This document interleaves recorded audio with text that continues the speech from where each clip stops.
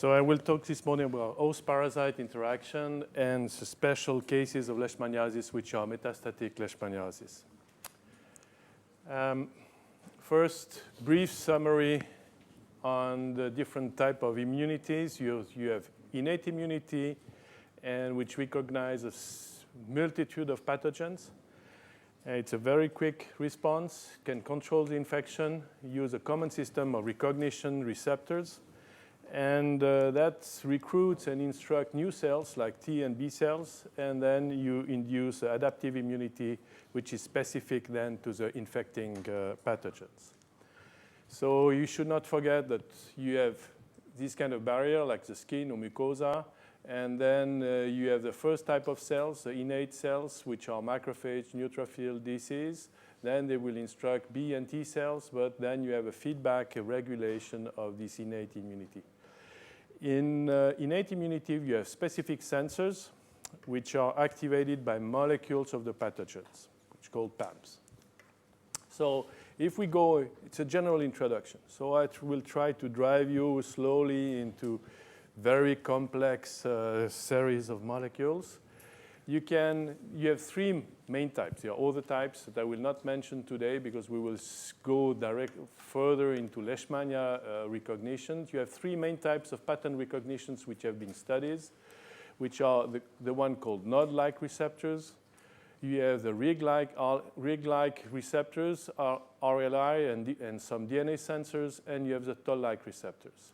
They are recognized by different signals. So for example, node-like receptors or NLRs can be chemicals, UV, they can be involved by autophagy, they can be involved in autophagy. You have DNA sensors and RNA sensors, which are in this case cytoplasmic, and they recognize either cytoplasmic DNA or cytoplasmic RNA. And then you have the toll-like receptors, and you have different types. You have the one which are at the surface, which can recognize LPS, flagellin, peptidoglycan, or you have some endosomal TLRs, which recognize nucleic acids. Then, due to the recognition, you have secretion of inflammatory cytokines and chemokines. And if you have a chronic inflammation, then you can go to a massive tissue destruction by induction of matrix metalloprotease. That's typically depending on the doesn't depend on the pathogen. You can go through NLRs, you can go through RLRs or TLRs, and you can end up with this kind of tissue destruction by induction of matrix metalloprotease. So if we go in a scheme, you have the entry of the pathogen. You can have surface toll-like receptors. Leishmania will go in the phagolysosome. Then in the phagolysosome, you have other type of toll-like receptors. We have endosomal toll-like receptors, which can recognize RNA or DNA. But you have other pathogens which go in the cytoplasm. In the cytoplasm, you have the cytoplasmic sensors like NLRs, RLRs, or rig-like receptors, and DNA sensors. At the end, you can have production of type 1 interferon or pro-inflammatory cytokines and chemokines. It's very complex if you take NLRs. NLRs, N stands for node-like receptors, for nucleotide binding oligomerization domain. And if you look in common, they have been put together because they have a specific domain, which is a node domain. But then you have other domains depending on the type of protein. In these NLRs, some of them are important for inflammasome, and the best one is, where is it? NLRP3 or NAD3, which is here, which was very well characterized in my department. And some of them are not involved in inflammation, probably NOD2, which could be involved in autophagy. And some of these NLR, like NLRP10, is probably involved in adaptive immunity. So for some of them, we know the function. For some of them, we don't know the function. But it's a big class of molecule. And the second type, which are quite important, probably for Leishmania, which is a toll-like receptor signaling pathway. You have two types of TLRs. You have the surface TLRs, where you have mainly binding of lipopeptides, like for TLR2, TLR1 and 6. The most common one, the most famous one is TLR4, which is activated by LPS. These are the surface TLRs. And then you have the endosomal TLRs, which sense nucleic acids, and they are present in the phagolysosome. And then they are activated by double-stranded RNA, single-stranded RNA, or CpG DNA. So depending on the nucleic acid, you stimulate TLR3, TLR7 and 8 by single-stranded RNA, and TLR9 by DNA. So you are in the phagolysosome. Then they can induce interferon pathway, inflammatory cytokines and chemokines, and they have different adapter molecules, and I will not go into this kind of detail today. Anyway, I think you have NLRs, RLRs, TLRs.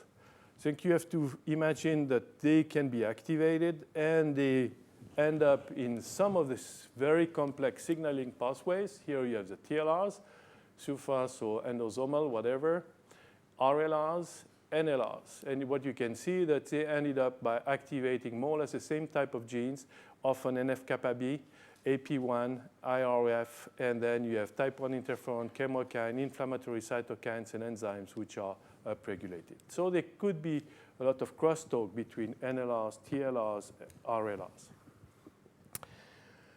So if we think, now let's go to Leishmania after this introduction. So you have different type of Leishmania parasites, as you know, species, and they can induce different type of pathology. You can go from cutaneous leishmaniasis, and at the other end of the spectrum, you have visceral leishmaniasis, depending on the Leishmania species. In the middle, you have a series of other type of pathologies, which are mucosal or mucocutaneous leishmaniasis or disseminated leishmaniasis.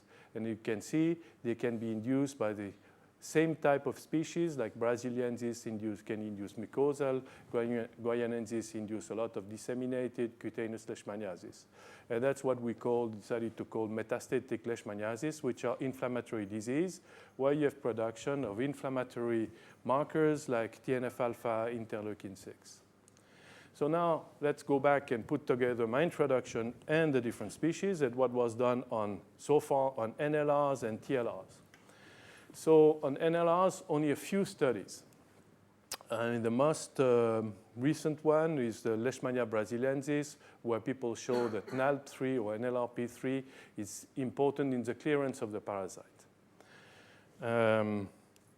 We don't have the same data anyway.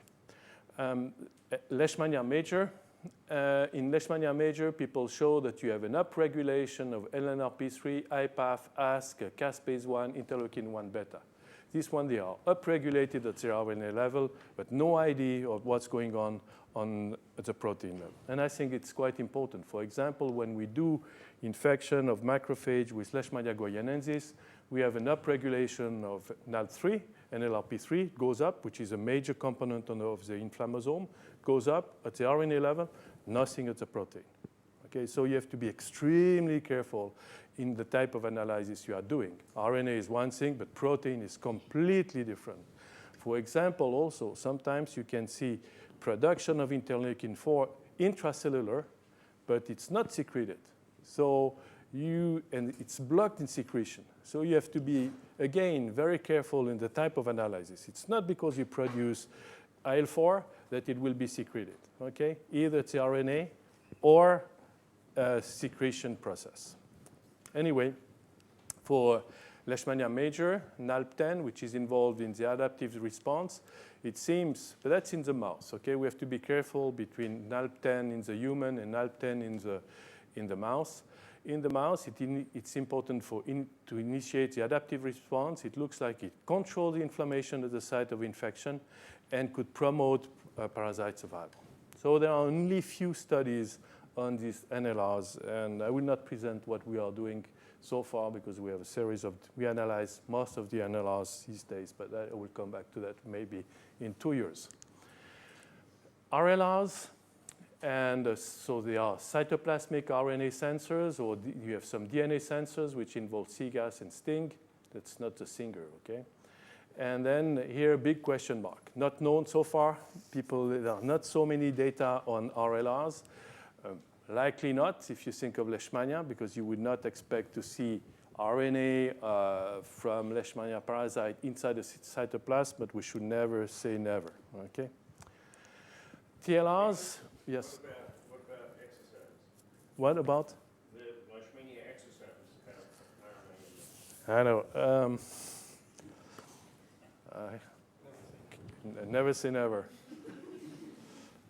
Can I have a wild card? Okay. So long we have no proof on the role of the exosome, really, with specific knockout mice and Rigi and so on. Could be. Might be interesting, yes. Anyway, so TLRs, quite complex. Generally, TLRs play a protective role against Leishmania. That's in general, okay? But there could be exceptions. TLRs can play different roles depending on the Leishmania species. The protection via TLRs once is mainly due to inflammation, CXCL10, CCL5, TNF-alpha. You should never forget there is a crosstalk between the TLRs. I mean, Leishmania can activate different TLRs, okay? So don't forget that. And depending probably on the magnitude of the response, you can influence one way or the other one, okay? Depending if you activate a lot TLR2 or versus TLR4 or another endogenous TLR, should be extremely careful. There is crosstalk. And when you have crosstalk, you can have heterotolerance. For example, TLR7 could inhibit 2, 4, and 9. It depends on the timing, okay? When the parasite or the molecule meets a specific TLR. TLR3 can synergize with 2 and 9. So there are a series of examples. So the box starts to be extremely complex. And then should never forget that you have other things which can activate your TLRs. For example, if you have some mycoplasma in your cell, in cell culture, you have to be, and that will boost the activation of your TLR. Idem if you have some LPS, okay? So you have to be careful with that. So you should check for mycoplasma and be sure you don't have LPS. Some example of TLRs. So what was done? So far, LPG and TLR2 for L major, it's protective. In Donovani, it downregulates Leishmania killing. So you can clearly see that the same TLRs in one case protects, in the other one, it downregulates killing. And that's probably depends on the cell surface molecule also. For example, if you take, TLR4, P-phenol, where you have P8 proteoglycolipid that you find in Leishmania mexicana, but you don't find it in Leishmania brasiliensis. And LPG, for example, the level of LPG is not the same between Viania species and Leishmania species. So depending on the cell surface, probably you can have different type of activation. You should never forget that, and that will ask probably at one time to characterize which type of cell surface molecule you have. So here you have a series. I would say the one which gives the most consistent result is TLR9.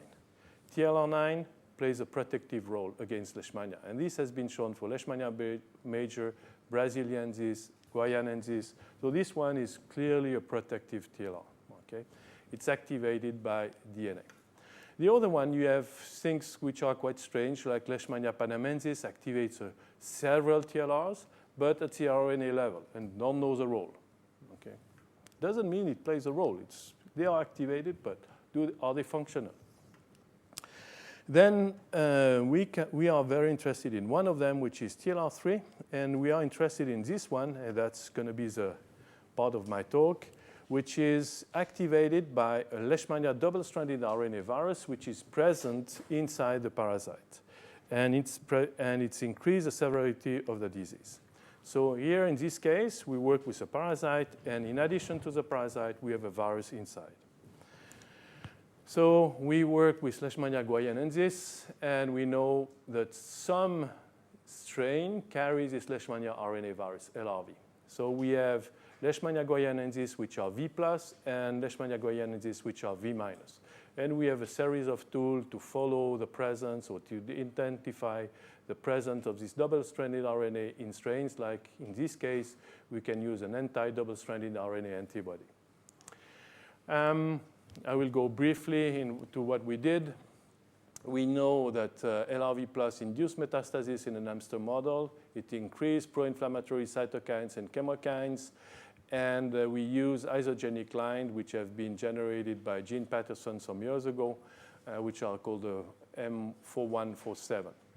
When the virus is present, what happens? We induce a production of interferon beta, so type 1 interferon, and a series of markers of inflammation like interleukin-6, CXCL10, CCL5, and TNF-alpha. So and we showed clearly that it depends on toll-like receptor 3. So if the virus is present in the C57 black 6 mice, the lesions are bigger compared to a toll-like receptor 3 knockout mice. So you can see a difference in the size of the lesion. If the virus is not present, the lesions are the same between wild type and toll-like receptor 3 knockout mouse. So I remind you, toll-like receptor 3 recognizes double-stranded RNA, so it recognizes the virus. And if the virus is present, you activate toll-like receptor 3, and then you induce type 1 interferon, and you induce inflammatory cytokines and chemokines. And it affects parasite load. So you have a lot more parasite in wild-type mice than in toll-like receptor 3. So in this case, the virus, what it does, it activates inflammation, one thing. And second thing, it induces persistence of the parasite inside the macrophage. So what are these viruses? They are members of a family called the Totiviridae family. They are very simple. It's a capsid, a double-stranded RNA, size of 5.3 kb, which will bind the toll-like receptor 3, and you have an RNA-dependent RNA polymerase. They are cytosolic, generally not shedded, non-infectious, really, so the transmission is a vertical transmission. We are not able now to infect using viruses isolated from parasite to infect a new parasite. We don't know how it goes, but that's something probably we will find one day. So they are more like an endosymbiont carried by the parasite. So these double-stranded RNA viruses are present in several protozoan parasites. So you find Leishmania, Babesia, Cryptosporidium, Emeria, Entamoeba, Trichomonas, Naegleria, Giardia, and now recently Toxoplasma. And it was shown, in fact, that you have probably a role of this this double-stranded RNA virus in the virulence of Leishmania, exacerbation of the disease, in Trichomonas also, and there are some evidence of Toxoplasma carrying this virus, and it was isolated from a strain called a cougar strain because it came from a cougar woman, probably. Anyway, so from that, we know in Leishmania that it's present in Leishmania major. There is only one isolate in Leishmania major, several in Leishmania brasiliensis, several isolate in guayanensis, none in panamensis, even if the panamensis can cause mucosal leishmaniasis. So there are some cases where even if you have mucosal or disseminated leishmaniasis, the virus is not present. But in the other cases, there could be a relation between mucosal or dissemination and the presence of the virus. Are there other Leishmania species which carries this? So we did what we did, and with, in collaboration with Asrat Eilu in Ethiopia, we looked for Leishmania aethiopica, where you have this type of disease, cutaneous, mucocutaneous leishmaniasis, and diffuse cutaneous leishmaniasis. This is a reservoir for Leishmania aethiopica. I thank Philippe Desjeux for the picture. And it's good collaboration. And then what we did, we infected macrophage, and we have different positive strains for Leishmania RNA virus and measured TNF-alpha as a marker of inflammation in interleukin-6. What you can see that according to the level of Leishmania RNA virus, the response is different. If you have a lot of Leishmania RNA virus inside the parasite, the response will be stronger. So it's a question of magnitude of the response. So more viruses, more inflammation. So the intensity of the response depends on the viral load. So in fact, what we have now, we have classification of two types of Leishmania RNA virus. We have the type 1 and type 2. Type 1 is very prevalent in Viania species, New World, and LRV2 is present in Leishmania, one isolate, but probably there could be more, and in Leishmania aethiopica. And people are screening more and more, and they probably the list of the species will be increased. Okay. We so far, never found it in Leishmania donovani or Leishmania infantum, so far. But we never did a very intensive screen.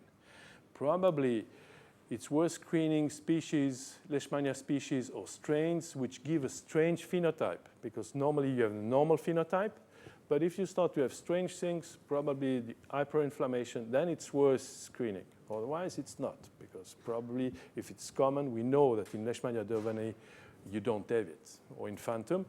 But if you have a strange phenotype in a patient, maybe then it's worth going to look for it. So the model we have is a very simple model that Leishmania RNA virus, when it's in the phagolysosome, some double-stranded RNA is released. It recognizes toll-like receptor 3. You have the specific adapter molecule, which is TRIF, phosphorylation of a factor called IRF3, induction of interferon beta. We know that TRIF is involved. We know that TLR3 is involved. TRIF is involved. We know that we have phosphorylation of IRF3, and we know that we have production of interferon beta. We know it works in an endocrine and paracrine model. I don't have the time to show you all this data. But then type 1 interferon works through a type 1 interferon receptor, interferon AR, and induce through NF-kappa B these type of molecules, and also parasite survival. So, yes, so what is interferon beta important? That I think it's a very important question. So what we did, and I will go quickly through different slides. I don't show the in vitro data. I will show you only mice data.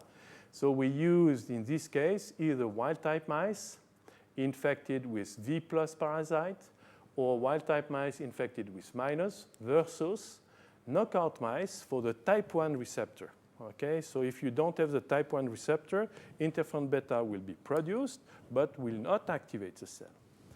And that's what you can see. It's a difference between wild-type mice and AR mice. So if you have no activation through interferon beta because the receptor is not here, you decrease the size of the lesion. That's not the case in V-, where it's the same level. So clearly, V+, they act through interferon beta, and in the induced larger lesion in an interferon beta manner. Parasite load, so we measure parasite load at the peak of infection. So at the peak of infection, you can see the parasite load, which is very different between wild type and knockout in the type 1 receptor. So it's very significant. And we did that at 4 weeks. Then we did a series of experiments on interferon beta, and I will show you only the preliminary one. The other one are still confidential. And so what we did, in fact, is just inject interferon beta. If interferon beta is important, so what we did, we injected interferon beta in the foot pad and see if we have an increased size. So it was the opposite of the AR knockout mice, and that's what you can see here. So if you inject, you can increase, even not only for V+. This is V+ foot pads, so parasite mice infected with V+ parasite, you can still increase a bit. That depends on the magnitude of the response, but also for V-. So it means that the parasites which do not carry a virus, if you inject interferon beta, you can increase the disease. And I think that has quite specific consequence, because you could imagine all the viruses which will do the same, okay, either in co-infection, before or after. So you change probably the presence of interferon beta in this Leishmania guayanensis infection, change completely the environment. And then you can measure parasite load and so on. So the model we have is the following: TLR3 activation, interferon beta, parasite survival, inflammation, and probably chronic inflammation through interleukin 17. And that's my group. IL-17 work has been done by Marianne mainly. The work on 155 has been done by Onur. The work on which other? Catherine, that's a work on the drug. And who else? My technician, Chantal and Florence. And Patrick, I didn't mention the work. We are still working on a vaccine development using the capsid. That's what we are doing. I had no time to talk about that. Is 1 minute? 45 minutes. I'm 44. Just want to show you certain things. First, that's a slide that Steve used, Steve Beverly, that the flea has smaller fleas that only prey, and these one have still, again, smaller fleas and so on. That comes from Jonathan Swift years ago, a visionaire, I mean, an important vision of co-infection. But as I said, you can find strange relation in nature. Double-stranded RNA in yeast, and there you have two types. You have helper and killer viruses, and if you take the supernative yeast cells, it can kill all the yeast cells. That's just already amazing. Same type of virus. Then, beautiful example of parasitism, which is the mother, the fetus, and you have viral proteins. And these viral proteins are encoded, in fact, in all genomes. They are relics of endogenous viruses. And what they do, in fact, you encode this protein, and one of them is produced by HERV-W. That's the case for human and apes. And it's important in the fusion of cells to generate what is a syncytial trophoblast. And so here you have a crosstalk between the mother, the fetus, and viruses. And what it does, you have a single cell now with a lot of nuclei here, and which blocks the fact that you don't have cell junctions. You block the transfer of cells from the mother, okay? And you can block the transfer of pathogens. Other examples, which are just amazing, okay? We are in biology. We quit leishmania for some time, if you don't mind. Look here. You have here huge viruses, which are called mimivirus, okay? And these mimiviruses has a size of almost a bacteria in terms of genome. And it can be infected by smaller viruses, which are Sputnik. And together, they can infect amoeba. And in this case, the small one help entamoeba to resist probably to mimivirus. So you have Sputnik, Mimi, entamoeba. And acanthamoeba. And here, probably, these viruses are important for your lenses, if you have eye lenses. And they can, if you have infection with acanthamoeba polyphagia, you can suffer from keratitis. And that's a relation between mimivirus and acanthamoeba. Now, other things for people who love genomics, okay, sequencing. You have here manipulation of viruses, which manipulates the marine environment, like the plankton. And so far, 70% of viral genes, sorry, I forgot the E, identified in the oceans are new genes never seen before. So there is a diversity of viral genes, okay? And these viral genes here, in this case, I don't know, come back. In the viral genes here are important in the survival or death of the plankton. When they are activated, when the plankton reach a certain level, viruses kill the plankton, okay? Then, a very fascinating example, okay? The one which is a slug, okay? This is a sea slug. What it does, it feeds on an algae. Takes a chloroplast of the algae, and it's green. So it starts photosynthesis because it took the chloroplast. But the chloroplast doesn't have enough genes for the photosynthesis. So you have a virus which helps the slug to take genes from the nucleus of the algae with the chloroplast. And so this slug can start photosynthesis. Because you have, in the same time, a virus which helps in pumping genes from the algae. What is quite interesting, it's when the slug reaches maturity, it's going to lay eggs, okay? As soon as it lays eggs, it looks like the virus load is increasing and kills the slug, okay? So you have this relation of mutualism between different types of organisms.